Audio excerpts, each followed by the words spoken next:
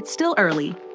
The sun cautiously filters through the half-open curtains, brushing across the boxes that stand like small islands amidst the chaos of our new apartment. I lie there for a moment longer, listening to the sound of my own thoughts. Everything feels fresh, unfinished yet full of possibility. I get up. The air is cool, carrying a faint scent of paint and wood, as if the move had just ended yesterday. Kathy is still asleep. She mumbles something in her dream. I quietly close the door behind me as I enter the kitchen. The kitchen is a mess. Boxes, loose items, nothing has found its place yet. I look around and smile. The chaos feels alive. I grab a cup, pour in some coffee that's still warm in the pot, and take a deep breath. The first sip, bitter, strong, just right. Thoughts begin to stir. Everything that needs to be done today, recordings, setting up a few things, maybe finishing the shelf if there's time. I glance at the clock. Damn, the day has barely started, and I already feel that restless energy building inside me. Another sip of coffee, another deep breath. This moment is mine before the day unfolds like a whirlwind around me. Let's do this, I whisper to myself, smiling. A brief moment of anticipation. There's something good in the air, something that demands to be lived. I set the cup down, the day won't wait, and I'm ready.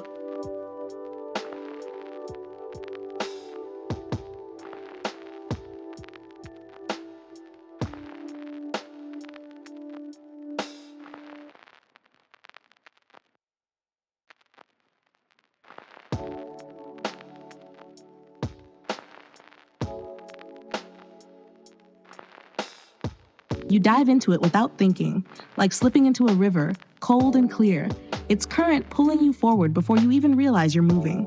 That's what today feels like. A blur of moments, a stream of plans and possibilities. The mic stands ready, silent, waiting for me to speak life into it.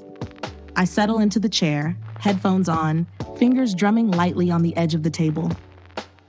There's something magical about this space, this in-between world where ideas take shape, where thoughts turn into sounds and sounds into something more. The red light flickers on, and suddenly the world outside fades away. There's no kitchen full of chaos, no half-empty boxes waiting to be unpacked. There's just me, the mic, and the words waiting to be set free.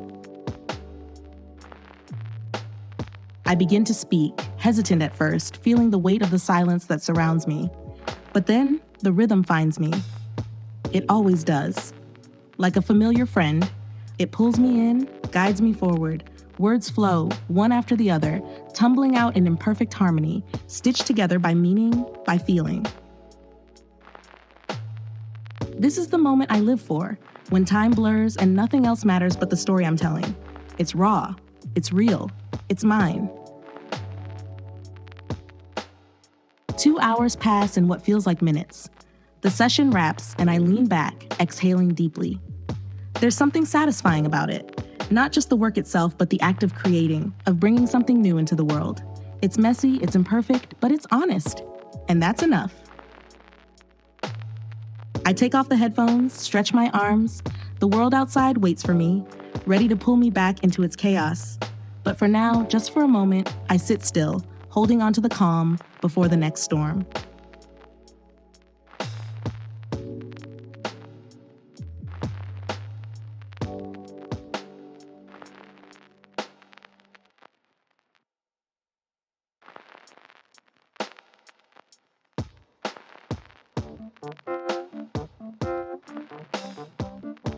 It's supposed to be simple. A quick trip, in and out, no fuss, no drama. Just grab what we need. A couple of lamps, a few hooks for the walls, maybe some tiny plants for the shelves. Simple, right? Wrong. The store stretches endlessly before us, aisles upon aisles of shiny new possibilities, each one whispering, "Take me home. I belong with you." And suddenly, we're no longer shopping. We're explorers in some bizarre jungle of fluorescent light and polished metal, navigating through a labyrinth of temptation. Kathy leads the way, eyes sparkling with excitement. She picks up a plant here, a light fixture there. I follow, slightly dazed, slightly amused. There's something about her enthusiasm, It's contagious. Even when we don't need it, even when it won't fit anywhere, it's hard to say no.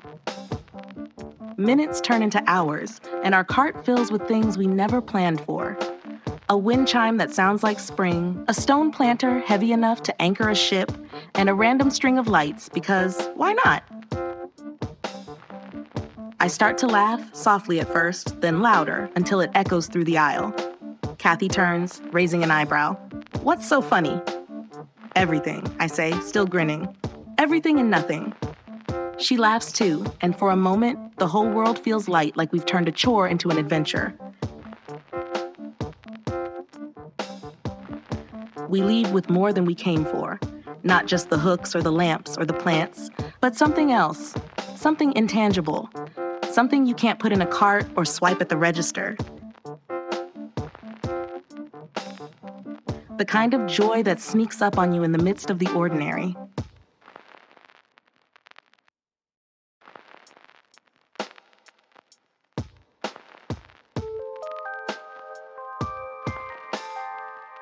Night settles quietly over the city, wrapping everything in shadows and stillness. The day, once bursting with noise and motion, now feels distant, like a memory slowly fading into the corners of my mind. I sit here, surrounded by half-packed boxes and stray cables, thinking about everything and nothing at once. It's funny, isn't it? How life happens in pieces, small fragments of moments barely noticed in the rush, yet when stitched together, they form something whole. Something real. Today was chaos, not the kind that overwhelms you, but the kind that reminds you you're alive. A blur of errands, conversations, and plans, each one ordinary on its own, yet somehow extraordinary when you take a step back and see the bigger picture. There's something beautiful about this, about how we fill our days with tiny tasks and fleeting thoughts, and yet, in the end, it all matters. The laughter in the store, the quiet satisfaction after a project is done, the pause, late at night when you let it all sink in.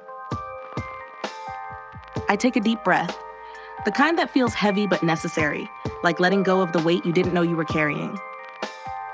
Tomorrow, it all starts again. New tasks, new moments, new chaos. But for now, just for this moment, I'm here. I'm still. And that's enough.